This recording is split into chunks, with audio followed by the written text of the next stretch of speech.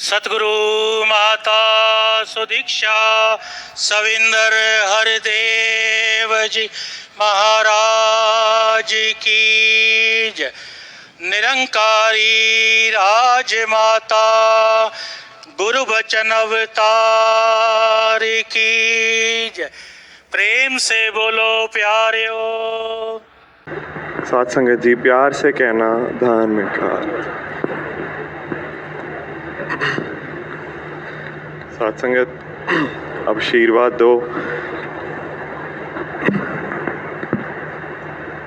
आज इस रूप में यहाँ पे बैठे हैं सारे, सतगुरु माता जी का आशीर्वाद ले रहे हैं। दास तो हमेशा एक ही बात याद करता है। जिस तरह एक बारी बाबा हरदेव सिंह जी भी बता रहे थे कि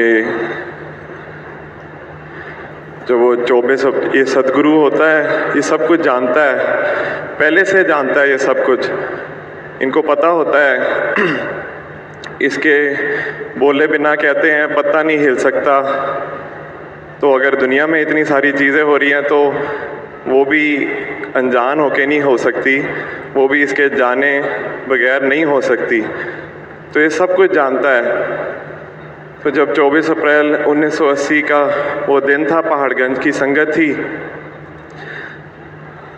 तो जब संगत के बाद वहाँ पे लंगर कर रहे थे बाबा गुरबचन सिंह जी, साथ में राज माता जी, बाबा हरदेव सिंह जी, परम पूज्य माता सविंदर जी और साथ में बिन्नू बहन जी, निरंजन बहन जी, सुखदेव अंकल सब थे।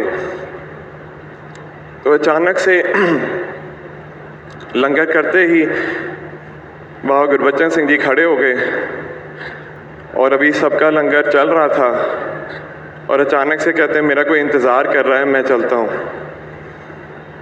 इतने में बाबा हरदेव सिंह जी भी खड़े हुए। उन्होंने कहा कि दास साथ चलता है आपके।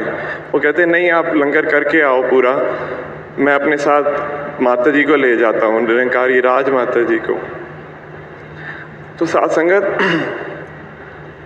देखने में तो ये बिल्कुल आम शख्स, वही बोल, वही चलना, वही बातें करना, लेकिन जब हम ध्यान से सुने और इस निरंकार के साथ जोड़ते हैं तो हमारे को समझ आता है कि क्या अहमियत है।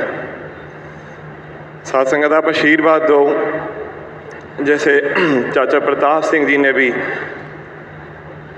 ना आर देखा ना पार देखा, उन्होंने सीधा गुरु के बस समक्ष आके और ये नहीं सोचा कि आगे मेरे परिवार का या किसी का भी, उन्होंने बस ये देखा मेरा गुरु सामने है।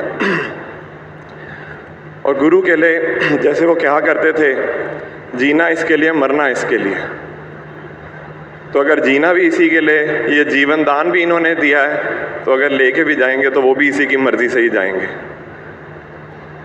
साथ संगत आप आशीर्वाद दो। हमेशा उनका यही कहना कि हम पैदा हुए हैं सेवा करने के लिए और बाकी संगत पैदा हुई है हमसे सेवा कराने के लिए, कि जितने भी श्वास हों हमने सेवा करनी ही है। कहीं पे भी ये ना हो कि जहाँ पे सेवा कराने का आपको आशीर्वाद दो मौका मिले।